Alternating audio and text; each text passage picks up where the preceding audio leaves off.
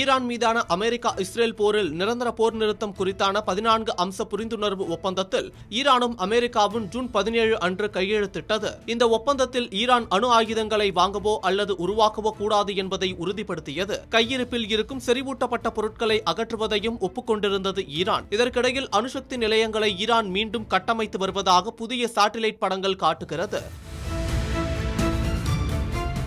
அமெரிக்காவின் CNN மற்றும் சர்வதேச அறிவியல் மற்றும் பாதுகாப்பு நிறுவனம் ISIS ஆகியவை இணைந்து வெளியிட்டுள்ள இந்த சாட்டிலைட் ஆய்வறிக்கை சர்வதேச அளவில் பெரும் பரபரப்பை ஏற்படுத்தியுள்ளது. இந்த வார தொடக்கத்தில் அமெரிக்க அதிபர் டொனால்ட் ட்ரம்ப் போர் நிறுத்த ஒப்பந்தம் முடிந்துவிட்டது என்று கூறுவதற்கு முன்பே ஈரான் அந்த ஒப்பந்தத்தை மீறியதா என்ற கேள்விகளை இந்த படங்கள் எழுப்புவதாக CNN ஆய்வறிக்கை தெரிவிக்கிறது. பார்ச்சின் இராணுவ வளத்தில் வாண்டோர் டெக்னாலஜிஸ் மற்றும் பிளான்ட் லேப்ஸ் நிறுவனங்கள் ஜூன் மற்றும் ஜூலை மாத தொடக்கத்தில் எடுத்த சாட்டிலைட் படங்கள் பார்ச்சின் ராணுவ வளாகத்தில் தீவிர புனரமைப்பு பணிகள் நடந்து வருவது உறுதி செய்யப்பட்டுள்ளது. அமெரிக்க தாக்குதலால் ராணுவ வளாகத்தின் கவசமாக இருந்த தளம் சேதமடைந்தது.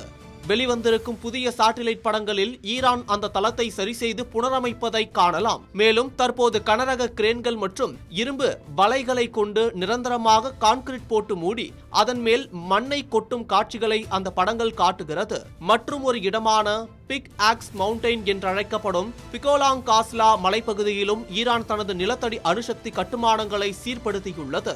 இங்கு ஜூன் மாதம் எடுக்கப்பட்ட சாட்டிலைட் படங்களில் சுரங்க பாதைகளுக்குள் வாகனங்கள் சென்று வருவது காணப்பட்டது. இந்த சுரங்க தளம் அணுசக்தி செறிவூட்டலுக்கு தேவையான அதிநவீன சென்ட்ரிஃபியூக்ஸ் கருவிகளை தயாரிக்கும் முக்கிய மையமாக இருக்கலாம் என அணுசக்தி நிபுணர்கள் கருதுகிறார்கள். இஸ்பஹான், போர்டோ மற்றும் நாதன்ஸ் போன்ற முக்கிய அணுசக்தி மையங்கள் இதுவரை அமெரிக்க தாக்குதலில் பாதிப்படையவில்லை என்றும் CNN வெளியிட்ட செய்தி கூறுகிறது. சமீபத்திய சாட்டிலைட் படங்கள் சில ஏவுகணை மையங்களை சீரமைக்கும் பணிகளை ஈரான் தொடங்கியுள்ளதையும் காட்டுகிறது.